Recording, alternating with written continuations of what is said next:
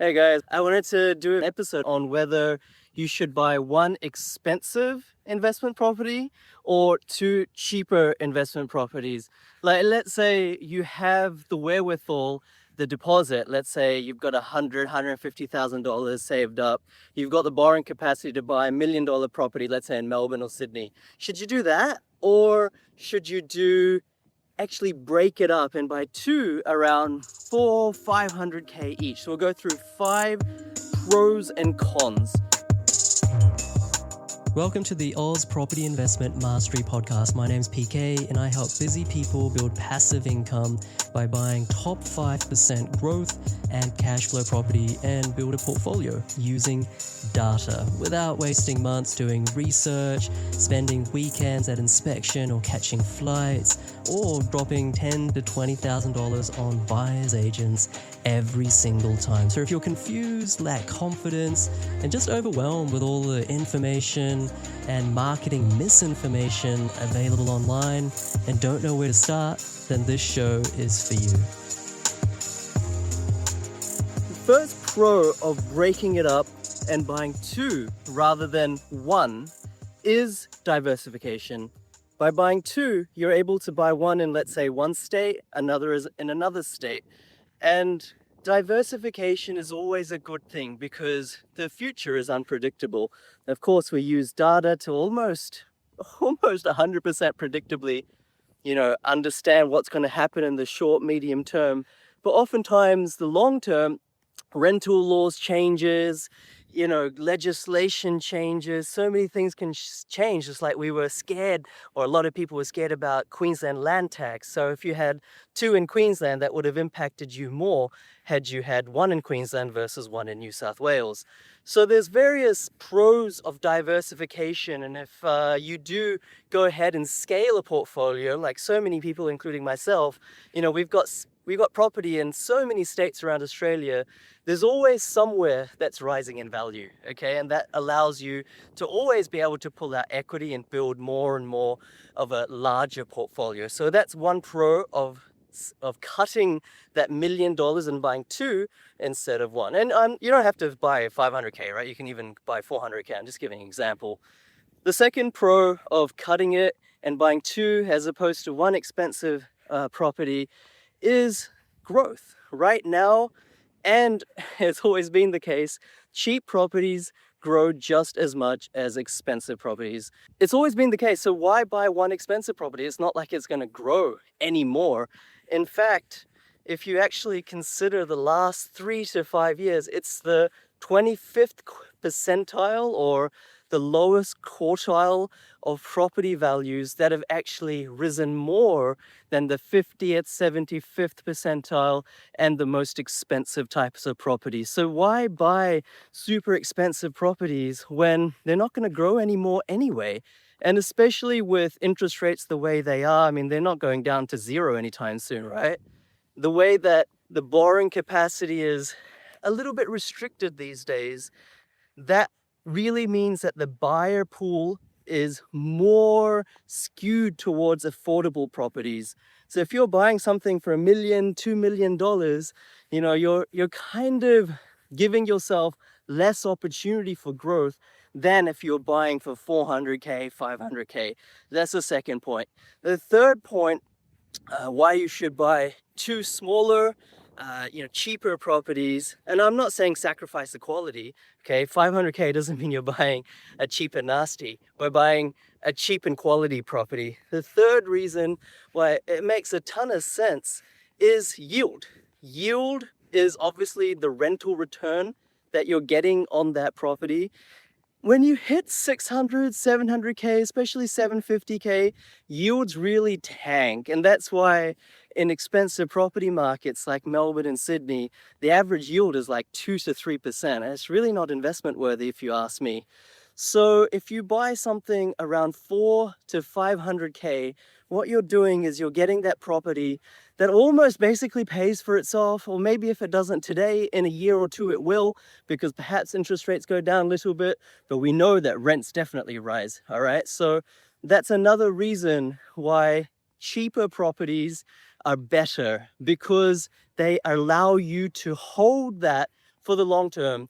The whole idea of property investing is you should never have to sell your property.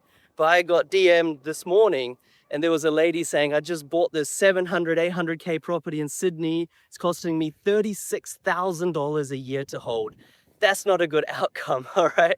Instead, why not buy something around 4 to 500K, not in Sydney, get it yielding 6, 7%, almost paying for itself, and that allows you to then escalate and scale your portfolio. Reason number 4, you should buy inexpensive properties rather than expensive properties is borrowing capacity. And this is related to the point that I just made around yield. If you have a high yield, if you have high cash flow, the bank is going to penalize you less, and therefore it helps preserve your borrowing capacity. And this is a really important point. I think even sophisticated investors or high net worth investors, they don't understand this, right? It's all about maximizing your portfolio value. This is not about vanity. Oh, look, PK's got 13 properties, oop-de-doo, whatever. Vanity is the number of properties, but we want quality and quantity.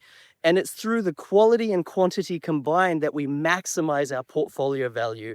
When we have as high a portfolio value as we can get, that is what the growth occurs on. So you want to be in the game, and by maximizing your borrowing capacity by buying high yield properties, when the banks love you, they love those high yield properties, 6, 7, 8%, they're going to lend you more than had you bought even at the same price point, but only yielding 3 or 4%, let's say in Melbourne, Sydney.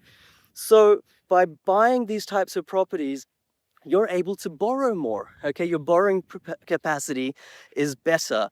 And when your borrowing capacity is better, you can maximize your portfolio value more, of which that same or a higher amount of growth means a higher return in the future. You rather have $1 million invested in the market, right, than just 500K. And here's the thing, by buying 2 properties, inexpensive rather than 1, let's say you could otherwise afford $1 million property, but that's yielding 3 or 4%.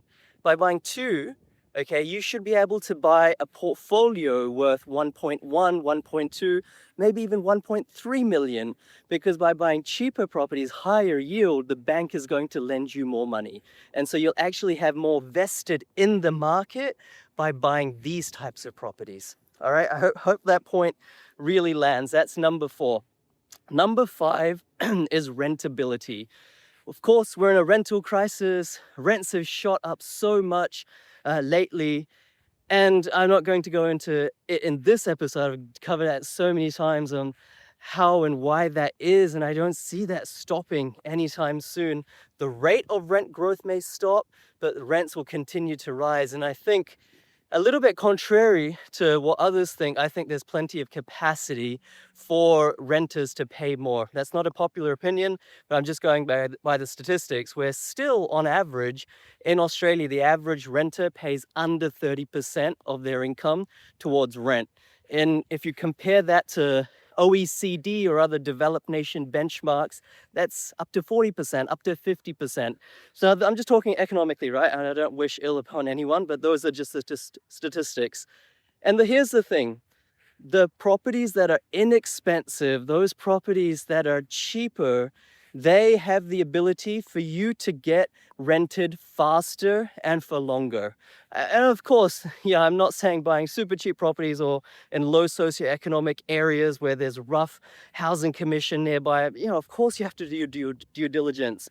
Things like renters market, renter percentage on market. If we don't want to buy a suburb, even if it booms, where almost every property is a rental property, we don't want high vacancy rates, etc. But what I'm trying to say is when you buy a cheap property, your rental pool, the available renters, the demand is much higher because it's affordable. Whereas if you buy $1 million property and try rent it out, there's less people that can afford it. I'm not saying no one can afford it.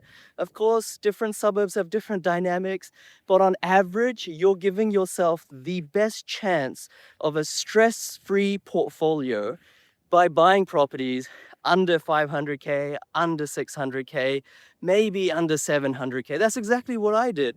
And people always think, oh, what about tenants trashing the place, tenants defaulting, all this headache that comes with property investing. I never really faced any of it because I bought in affordable areas where renters were plentiful. And that's really the fifth reason why I recommend you should buy basically inexpensive, cheap types of properties, but not cheap and nasty, cheap and high quality.